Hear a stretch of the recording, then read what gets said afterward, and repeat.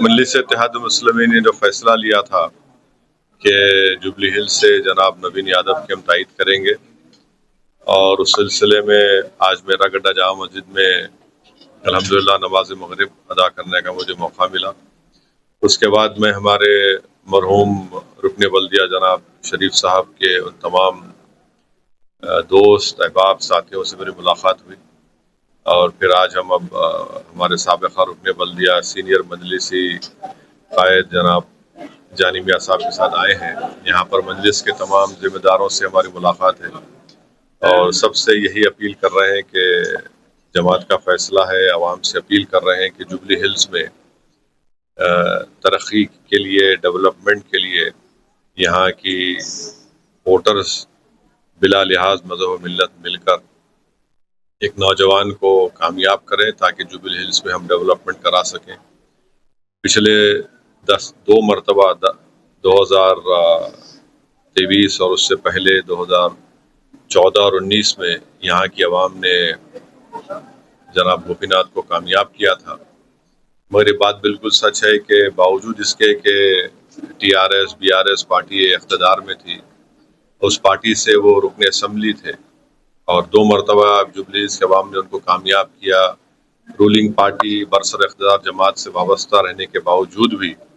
Jubilee Hills میں بنیادی سہولتیں نہیں ہیں، چاہے بلدیہ کی ہو،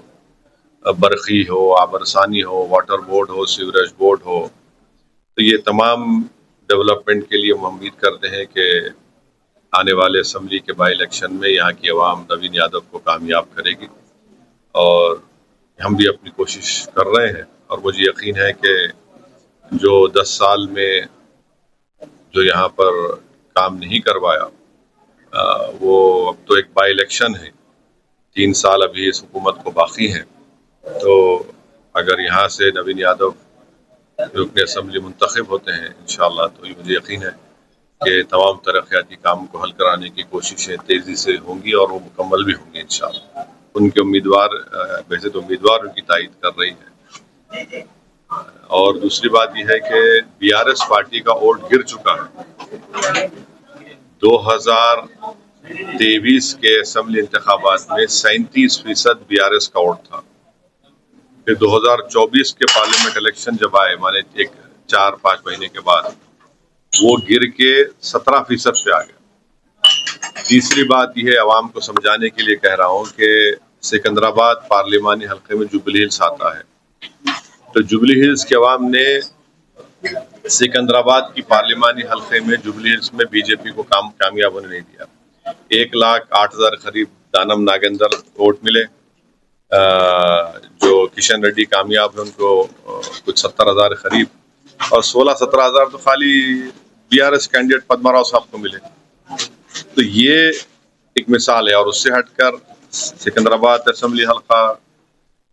پھر آپ دیکھ لیجئے امبر پیٹ، مشیر آباد، ان تمام مقامات پر یہاں پر تو بی جے پی جیت گئی، اور ٹی آر ایس تیسرے نمبر پہ تھی۔ نامپلی میں ایک ہی حلقہ تھا، اور جوبلی سے جہاں پر بی جے پی کو اکثریت نہیں ملی۔ تو امید کرتے کہ جو پارلیمنٹ الیکشن میں جوبلی کے عوام نے بی جے پی کو ہرانے کے لیے متحدہ اپنے ووٹ کا استعمال کیا، اسی طرح کریں گے، اور بی جے پی یہاں پر کامیاب ہوئی، بی آر ایس کا ووٹ ان کو ٹرانسفر ہو گیا۔ یہاں پہ کانگریس، بی جے پی اور آر ایس کا ووٹ گر چکا ہے، اور بی جے پی پارلیمنٹ کے الیکشن آپ دیکھیں گے تو بی جے پی ہے، تو اس لیے متحدہ ووٹ کا استعمال کریے، اور بی جے پی کو ہرانے کے لیے، بی جے پی کے بڑھتے ہوئے تلنگانہ میں قدموں کو اور ان کے عزائم میں ان کو ناکام کرنے کے لیے نوین یادو کو آپ اپنا ووٹ دیجیے۔ یہ ایک بائی الیکشن ہے، اس سے نہ حکومت بنے گی نہ حکومت گرے گی۔ 2028 جب آئے گا، جب ایک الگ فیصلہ لیا جائے گا، پر ابھی تو ایک بائی الیکشن ہے، اور جوبلی ہلز کا ڈیولپمنٹ بہت ضروری ہے۔ یہاں پر بہت سلمز ہیں، نام جوبلی ہلز سے تاثر ملتا ہے کہ ارے بھائی بڑا ترقی یافتہ علاقہ، ایسا نہیں ہے، بہت سے سلمز ہیں، اور اس وارڈ میں مجلس کا امیدوار کامیاب ہوئے جناب مرحوم شریف صاحب، شیخ پیٹ سے فراز صاحب کامیاب ہوئے، पिछले